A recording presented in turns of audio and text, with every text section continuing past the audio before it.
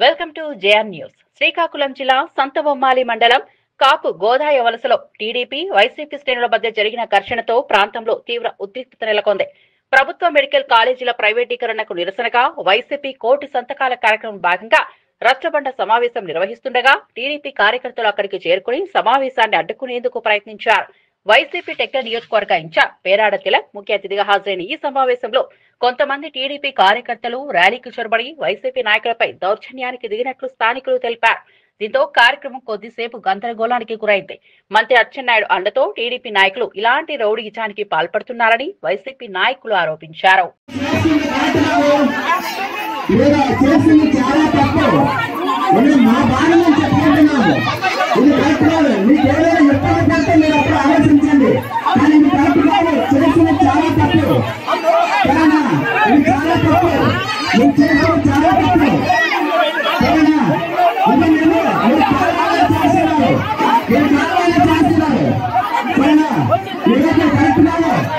మా ప్రాబ్లం నేను చెప్పుకుంటున్నాను. మీరు కూడా అలాగే చెప్తారు. మీరు ఆలోచించండి. చాలా